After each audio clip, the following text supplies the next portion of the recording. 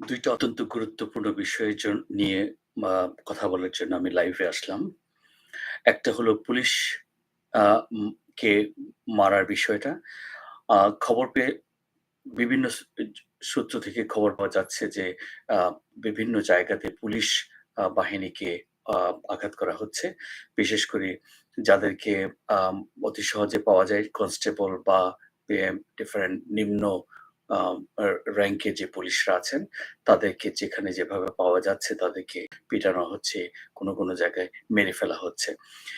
এই প্রক্রিয়াটা অত্যন্ত অ গুরুহ আম মানে অপরাধের কাজ।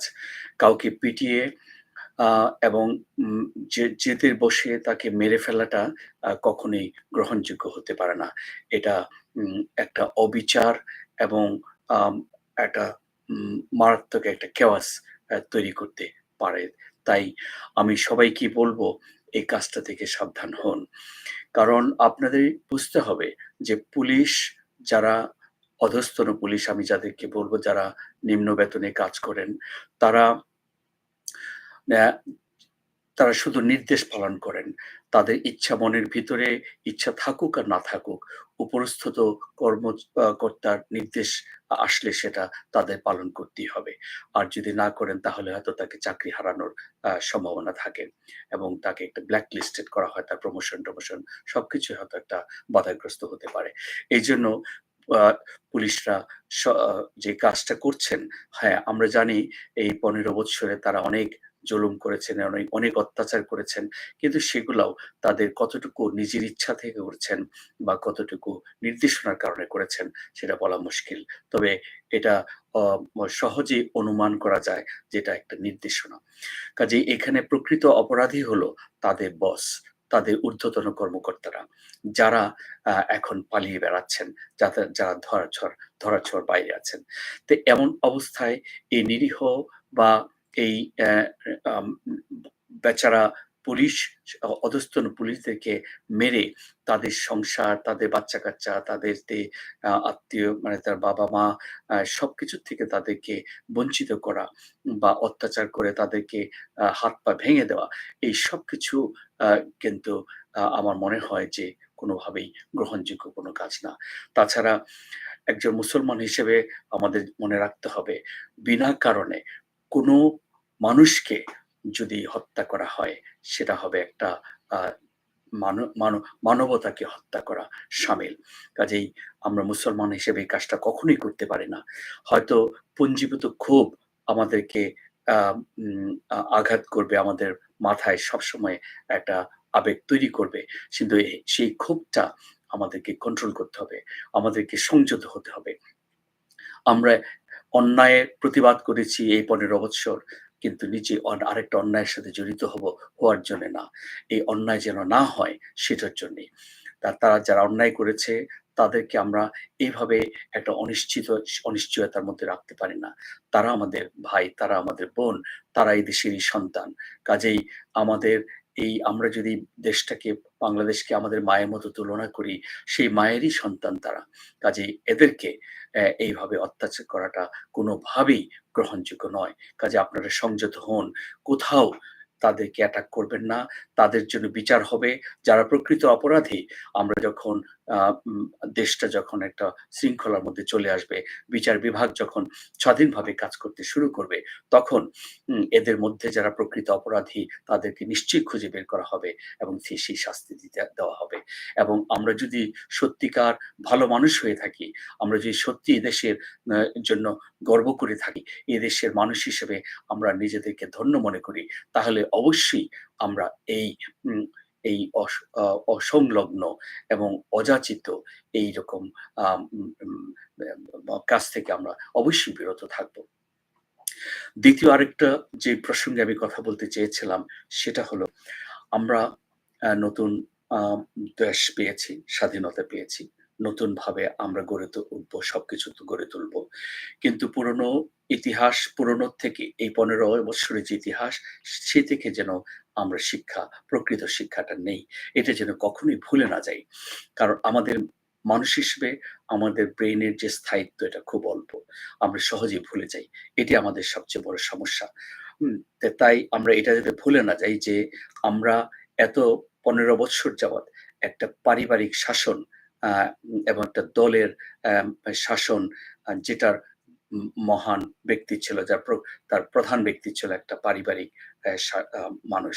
এবং সেই পারিবারিক ব্যক্তিটা আপনারা জানেন যে শেখ হাসিনা আ একজন ব্যক্তিগতভাবে খুব বেশি যে একজন জ্ঞানী গুণী ব্যক্তি ছিলেন তা নয়। কিন্তু তাকে অনুসরণ করা হয়েছে। তাকে একটা মূর্তিমান গডের মতো রাখা হয়েছে। বিকজ উনি কারণ তো উনি শেখ মুজিবুর রহমান সাহেবের আমাদের জাতির পিতা বলেন, আমাদের আম বাংলাদেশের উম আ যে স্বাধীনতার রূপকার সেই শেখ মুজিব সাহেবের মেয়ে। সেই হিসেবে তাকে এমন একটা স্থানে রাখা হয়েছে যেখানে এটাকে বলা যায় তাকে আমরা আ আম যেন প্রণাম করেছি, তাকে যেন আমরা একটা প্রতিদিন আমরা তাকে শ্রদ্ধা করেছি, তাকে আমরা একটা আম উম অ্যা অ্যা এমন একটা পর্যায়ে রেখেছি যে উনি আমাদের গুরুজন সবার। এই এই অবস্থাটা হয়েছে আ এবং এই অবস্থার কারণেই সে আ এব দেশের সর্বময় ক্ষমতার অধিকার চলে গেছে এক ব্যক্তির কাছে, এক ব্যক্তির শাসনের কাছে। যেটা কোনোভাবেই হওয়া উচিত ছিল না।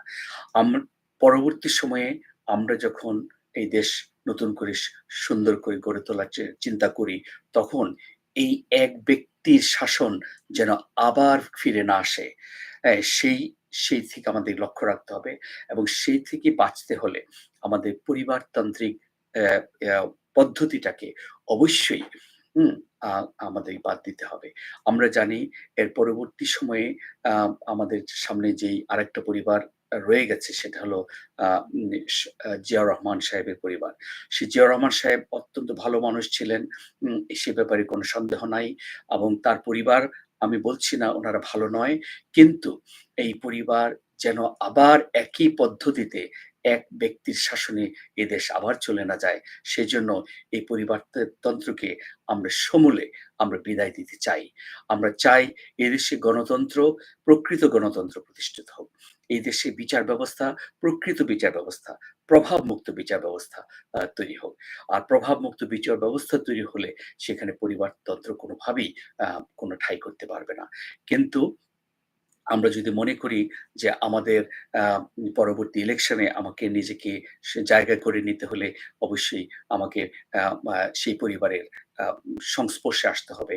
সেই পরিবারের মানুষকে তোষামোদ করতে হবে এবং তাদেরকে সন্তুষ্ট রাখতে হবে।